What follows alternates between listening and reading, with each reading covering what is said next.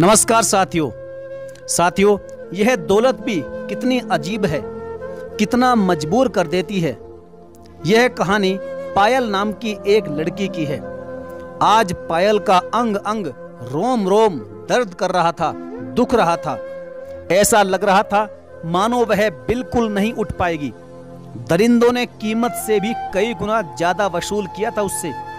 वह तो एक के साथ आई थी, लेकिन उसने अपने एक और साथी को बुला लिया था। फिर वे दोनों दरिंदे उस पर जानवरों की तरह टूट पड़े। वह बेचारी दर्द से करहाती रही, लेकिन उन दरिंदों ने उसे तभी छोड़ा जब उनकी हसरत पूरी हो गई, जब उनका मन भर गया। पायल ने दूसरे आदमी को बहुत मना किया, लेकिन नोट फेंककर उसे मजबूर कर दिया गया। इसलिए तो कहा है कि ये नोट, ये धन दौलत कितना मजबूर कर देते हैं इंसान को। जहां पायल लाश की तरह पड़ी थी, वह एक खंडरनुमा घर था जो कि शहर से बहुत अलग था। वह किसी तरह से उठी और उसने अपनी साड़ी को ठीक किया और ग्राहकों के फेंके हुए सारे नोटों को ब्लाउज में ठूंसकर खंडहर से बाहर निकल आई। वह सुनसान इलाका था। दूर पगडंडी के रास्ते से कुछ लोग जा रहे थे। पायल से चला नहीं जा रहा था। अब समस्या थी कि वो घर जाए तो कैसे जाए। वह ग्राहक के साथ मोटरसाइकिल पर बैठकर आई थी। उसे बूढ़ी सास की चिंता थी कि बेचारी उसका इंतजार कर रही होगी। वह जाएगी तभी खाना बनेगा और तब जाकर दोनों खाएंगे। पायल भी क्या करती, शौक से तो नहीं आई थी इस धंधे में। उसके पति ने उसे तन्हा छोड़कर किसी और से शादी कर ली थी। काश उसकी शादी विकास के साथ हुई होती। विकास कितना अच्छा लड़का था। वह उससे बहुत ज्यादा बेइंतहा प्यार करता था। वह यादों के गलियारों में भटकते हुए धीरे धीरे आगे बढ़ने लगी। पायल अपने माँ बाप की इकलौती बेटी थी। गरीबी की वजह से उसे 9वीं क्लास के बाद ही पढ़ाई छोड़नी पड़ गई थी। उसके पिता नहीं थे और उसकी माँ बस स्टैंड पर ठेला लगाकर फल बेचा करती थी। घर संभालना, सब्जी बाजार से सब्जी लाना और किराने की दुकान से राशन लाना, ये सब पायल की जिम्मेदारी थी। वह अपनी जिम्मेदारी बखूबी जानती थी और निभाती थी। साइकिल पकड़ती और निकल पड़ती। लोग उसे लड़की नहीं बल्कि लड़का कहते थे। एक दिन पायल सब्जी बाजार से सब्जी खरीदकर साइकिल से आ रही थी कि मोड़ के पास अचानक एक मोटरसाइकिल से टकराकर गिर गई। मोटरसाइकिल वाला एक खूबसूरत नौजवान हट्टा खट्टा लड़का था। उसके बाल घुंघराले थे। उसने आंखों पर धूप का रंगीन चश्मा पहन रखा था। उसने तुरंत अपनी मोटरसाइकिल खड़ी की और पायल को उठाने लगा और बोला, माफ करना, मेरी वजह से आप गिर गई। पायल बोली, अरे नहीं नहीं, माफी तो मुझे आपसे मांगनी चाहिए। मैंने ही अचानक से साइकिल को मोड़ दिया। बाइक सवार बोला, नहीं, ऐसी कोई बात नहीं, आपको कहीं चोट तो नहीं आई? पायल ने कहा, नहीं, मैं ठीक हूं, और उठकर साइकिल उठाने को हुई, लेकिन उस नौजवान ने खुद ही साइकिल उठाकर खड़ी कर दी। वह नौजवान अपनी मोटरसाइकिल के ऊपर सवार हो गया और बाइक स्टार्ट करके बोला, क्या मैं आपका नाम जान सकता हूं? जी, मेरा नाम पायल है। और आपका? विकास। अच्छा, चलता हूं। इस घटना के 5 दिन बाद फिर दोनों की सब्जी बाजार में फिर से मुलाकात हो गई। विकास बोला, अरे आप सब्जी ले रही हो? हाँ, मैं तो हर दूसरे तीसरे दिन सब्जी खरीदने आती हूँ। आप भी आते हैं? नहीं नहीं, सच कहूँ तो मैं यह सोचकर आया था कि शायद आपसे मुलाकात फिर से हो जाए। ये कहकर विकास मुस्कुराने लगा और बोला कि अगर आप बुरा ना माने तो क्या मेरे साथ चाय पी सकती हैं? चाय तो पीऊंगी, लेकिन यहाँ नहीं, कभी आप मेरे घर आइएगा, वहीं पिएंगे। कहकर पायल ने उसे अपने घर का पता दे दिया। पायल आज सुबह से विकास का इंतजार कर रही थी। उसे पूरा यकीन था कि वह आएगा जरूर। वह घर पर अकेली थी। उसकी माँ ठेला लेकर जा चुकी थी। तभी मोटरसाइकिल के रुकने की आवाज आई। वह दौड़कर बाहर आ गई। विकास को देखकर उसका मन खिल उठा और बोली, अरे अरे, आइए ना, अंदर आइए। विकास ने पायल के झोपड़ी जैसे कच्चे मकान को गौर से देखा और फिर भीतर दाखिल हो गया। पायल ने बैठने के लिए लकड़ी की एक पुरानी सी कुर्सी आगे बढ़ा दी।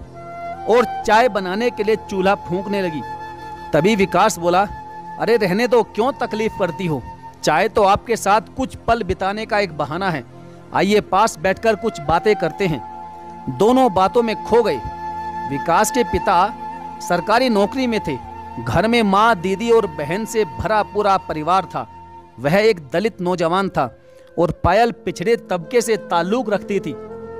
लेकिन जिन्हें प्यार हो जाता है वे जाति और धर्म कभी नहीं देखते। इस बात की खबर जब पायल की माँ को हुई तो उसने आसमान सिर पर उठा दिया। दोनों के बीच जाति की एक दीवार खड़ी हो गई। पायल का घर से निकलना बंद कर दिया गया। पायल के मामा जी को बुला लिया गया और पायल की शादी बीड़ी कारखाने के एक मुनीम रोशन से कर दी गई। पायल के शादी होने की खबर जब विकास को लगी तो वह तड़प कर रह गया। उसे अफसोस इस बात का हुआ कि वे दोनों भागकर शादी नहीं कर पाए। सुहागरात को न चाहते हुए भी पायल को पति का इंतजार करना पड़ रहा था।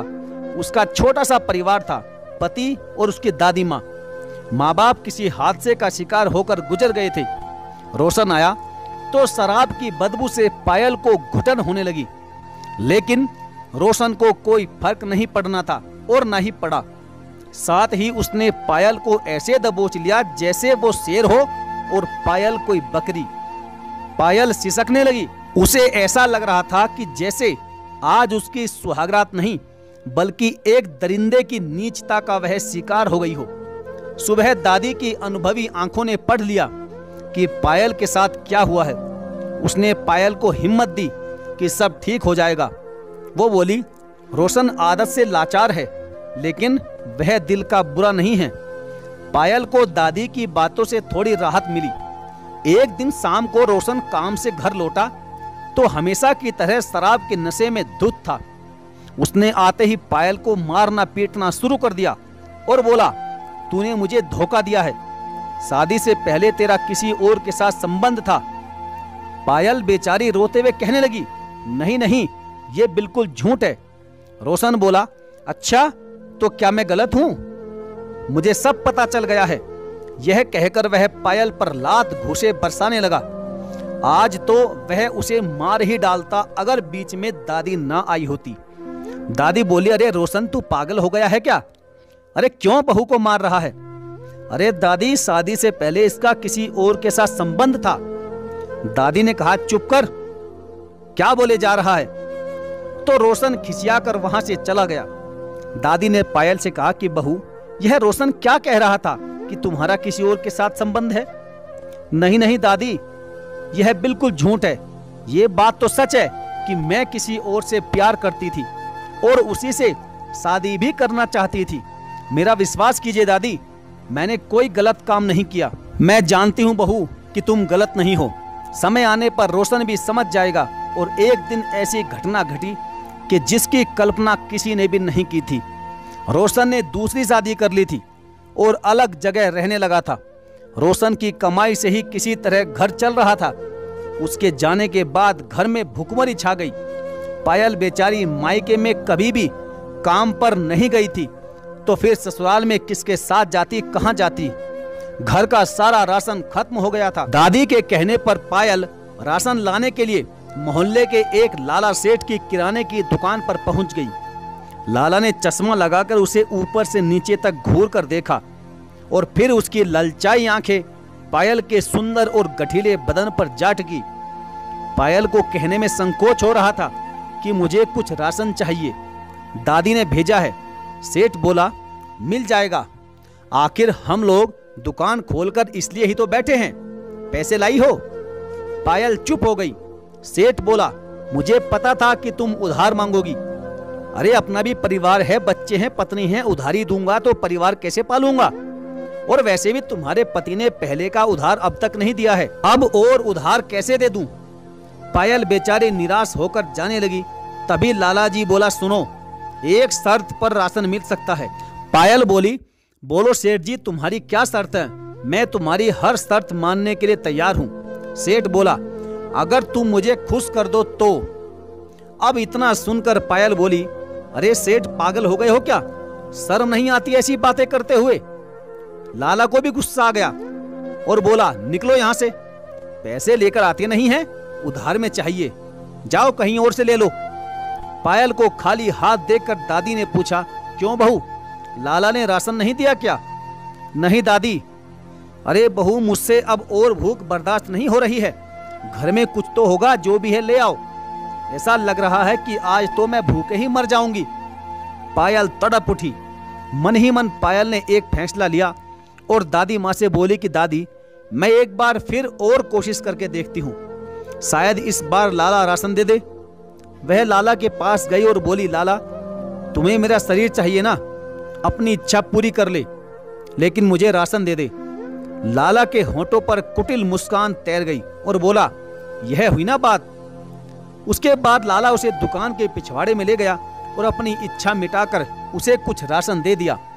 इसके बाद उसे जब भी राशन की जरूरत होती वह लाला के पास पहुंच जाती। एक दिन हमेशा की तरह पायल लाला की दुकान पर पहुंची, लेकिन लाला की जगह उसके बेटे को देखकर ठिठक गई। लाला का बेटा बोला, अरे क्या हुआ, अंदर आ जाओ। वह बोली, लाला जी नहीं है क्या? नहीं नहीं, पिताजी तो नहीं है। क्या हुआ, बताओ क्या चाहिए? मैं तो हूं ना। तुम्हें राशन चाहिए और मुझे उसका दाम। पायल बोली, इसका मतलब? अरे मुझे सब पता है। ये कहकर पायल को दुकान के पिछवाड़े में जाने का इशारा किया। अब तो आए दिन बाप और बेटा दोनों पायल के शरीर से खेलने लगे।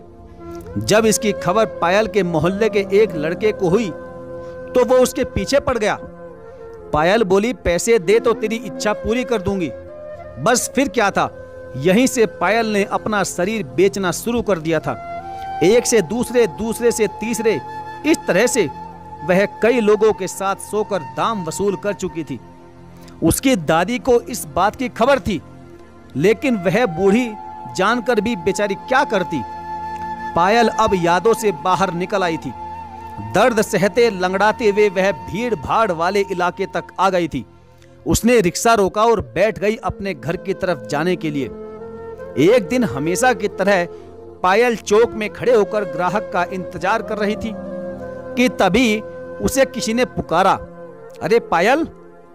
पायल ग्राहक समझकर पलटी, लेकिन सामने विकास को देखकर हैरान रह गई। वह अपनी मोटरसाइकिल पर था। विकास ने पूछा, अरे पायल, तुम यहां क्या कर रही हो, वो भी इस समय? पायल हड़बड़ा गई और बोली, मैं अपनी सहेली का इंतजार कर रही थी। अरे पायल, मैं तुमसे कुछ बात करना चाहता हूं। पायल ने कहा, बोलो क्या बात करनी है? यहां नहीं, चलो कहीं बैठकर चाय पीते हैं, वहीं बात करेंगे। पायल विकास के साथ नजदीक के एक रेस्टोरेंट में चली गई। विकास ने बात की शुरुआत की और बोला, पायल, मैंने तुमसे शादी करने के लिए अपने माँ बाप को मना लिया था, लेकिन तुम्हारे परिवार वालों की नापसंद के चलते हम एक होने से रह गए। पायल बोली, विकास, मैंने भी बहुत कोशिश की थी, लेकिन हम दोनों के बीच जाति और धर्म की एक मजबूत दीवार खड़ी हो गई। खैर, अब इन बातों का कोई मतलब नहीं है। वैसे तुम खुश तो हो ना? क्या करता है तुम्हारा पति?